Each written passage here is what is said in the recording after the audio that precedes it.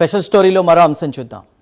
Taxi book చేయాలంటే just mobile తీసి app open చేసి రైడ్ బుక్ చేస్తాం అంతే.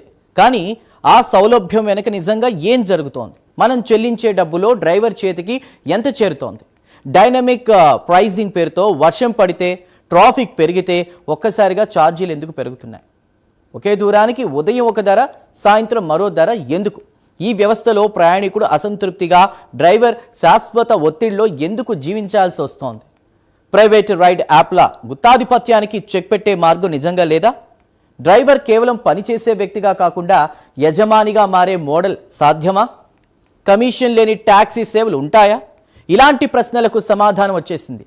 ఎస్, డ్రైవర్ కోసం డ్రైవర్ చేత అనేటువంటి ఆలోచనతో దేశ రాజధానిలో ఒక పూర్తిగా భిన్నమైన ప్రయోగం మొదలైంది. అదే భారత్ టాక్సీ.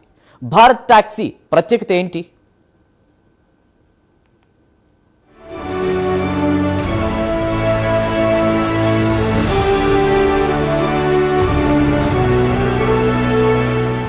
భారత్ టాక్సీని ఓలా, ఉబర్ లాంటి మరో యాప్ చూడలేం. ఇది వెంచర్ క్యాపిటల్ పెట్టుబడులతో నడిచే ప్రైవేట్ కంపెనీ కాదు. గిగ్ వర్కర్లుగా డ్రైవర్లను మాత్రమే చూసే మోడల్కు ప్రత్యామ్నాయంగా రూపొందించిన ఒక సహకార వ్యవస్థ.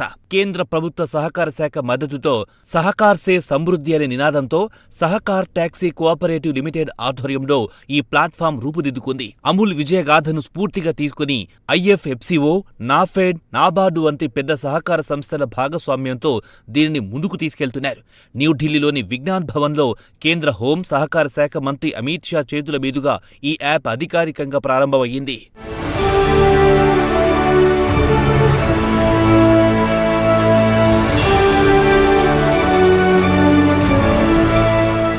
ఈ మోడల్లో కీలకమైన మార్పేంటంటే డ్రైవర్లను ఉద్యోగులుగా కాకుండా యజమానులుగా చూడడం.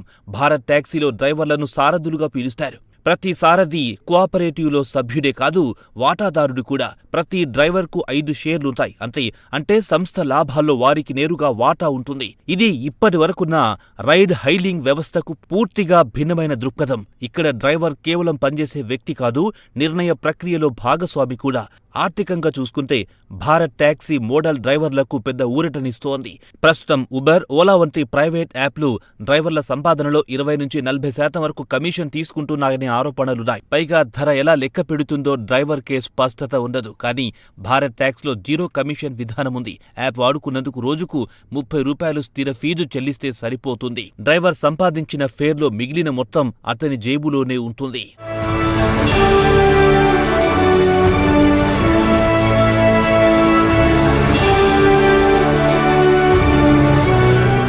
ప్రభుత్వం చెబుతున్న ప్రకారం దీనివల్ల డ్రైవర్ల ఆదాయం పెరగడమే కాక ప్రయాణికులకు కూడా ప్రైవేట్ యాప్తో పోలిస్తే 20-30% వరకు తక్కువ ధరలకు రైడ్స్ లభించే అవకాశం ఉంటుంది. ధరల విషయంలో మరో కీలక అంశం సర్జ్ ప్రైసింగ్.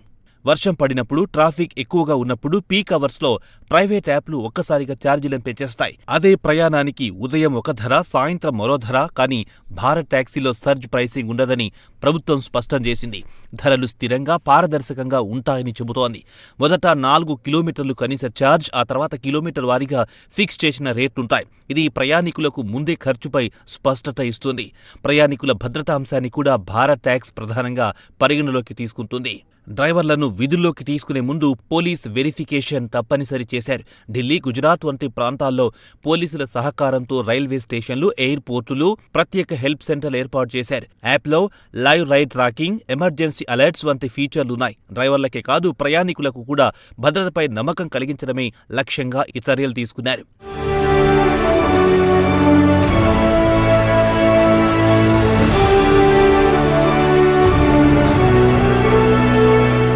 డ్రైవర్లకు కేవలం రైడ్స్ ద్వారా వచ్చే ఆదాయం మాత్రమే కాదు, సోషల్ సెక్యూరిటీ అందించాలనే ఉద్దేశంతో ప్రభుత్వం ముందుకొచ్చింది. సారథి పథకం పేరుతో డ్రైవర్లకు ఆరోగ్య బీమా, ప్రమాద బీమా, రిటైర్మెంట్ సేవింగ్స్ వంటి ప్రయోజనాలు కల్పిస్తున్నారు. ఇది ఇప్పటి వరకు ప్రైవేట్ రైడ్ హైలింగ్ యాప్లో కనిపించని అంశం. గిగ్ ఎకానమీ కార్మికులకు భద్రత లేకుండా పోతున్న పరిస్థితుల్లో ఈ ప్రయత్నం ఒక కొత్త చర్చను తెరపైకి తీసుకొస్తోంది. పైలట్ ప్రాజెక్టు ఫలితాలు చూస్తే భారత్ టాక్సీకి మంచి స్పందన వచ్చినట్టే కనిపిస్తోంది. గత డిసెంబర్ నుంచి ఢిల్లీ, గుజరాత్లలో ప్రయోగాత్మకంగా సేవలు ప్రారంభించగా రోజుకు సగటు 10,000 రైడ్స్ జరిగాయని ప్రభుత్వం చెబుతోంది. ఇప్పటికే 3 లక్షలకు పైగా డ్రైవర్లు ఈ ప్లాట్ఫామ్లో చేరారు. 1 లక్షకు పైగా యూజర్లు రిజిస్టర్ అయ్యారు. ఇప్పటి వరకు సుమారు ₹10 కోట్ల డ్రైవర్లకు నేరుగా పంపిణీ చేసినట్లు అధికారిక సమాచారం.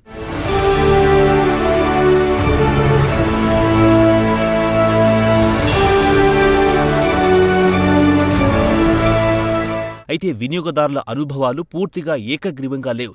కొన్ని ఫేర్ కంపారిజన్లలో సాధారణ సమయాల్లో భారత్ ట్యాక్సీ ధరలు కొన్ని సందర్భాల్లో ఉబర్ లేదా ఓలా కంటే ఎక్కువగా కూడా కనిపించాయి. ముఖ్యంగా బైక్ ట్యాక్సీలో ఈ తేడా ఉందని నివేదికలు చెబుతున్నాయి. రష్ అవర్స్లో మాత్రం ప్రియారిటీ క్యాబ్స్ విషయంలో భారత్ ట్యాక్సీ ధరలు తక్కువగా ఉండడం గమనార్హం.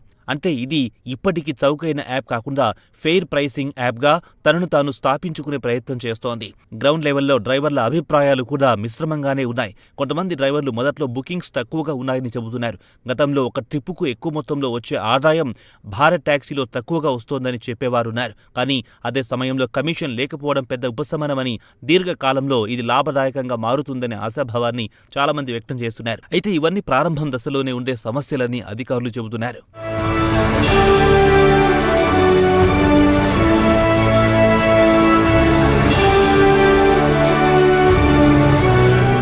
మరోవైపు 2 ఏళ్లలో అన్ని రాష్ట్రాలలో కేంద్రపాలిత ప్రాంతాలకు ఈ సేవలను విస్తరించాలని ప్రభుత్వం యోచిస్తోంది.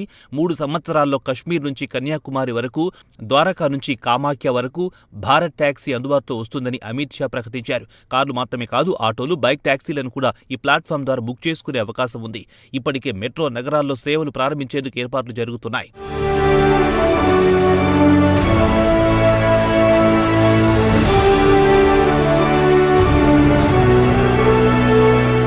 మొత్తంగా చూస్తే భారత్ ట్యాక్స్, ఉబర్ లేదా ఓలాను ఒక్కసారిగా కూల్చేస్తుందని చెప్పడం అతిశయోక్తి కావచ్చు. కానీ డ్రైవర్ కేంద్రంగా ఉండే మోడల్తో, జీరో కమిషన్ విధానంతో, సర్జ్ ప్రైసింగ్ లేని వ్యవస్థతో రైడ్ హైలింగ్ రంగంలో ఒక కొత్త దిశను మాత్రం చూపిస్తుంది.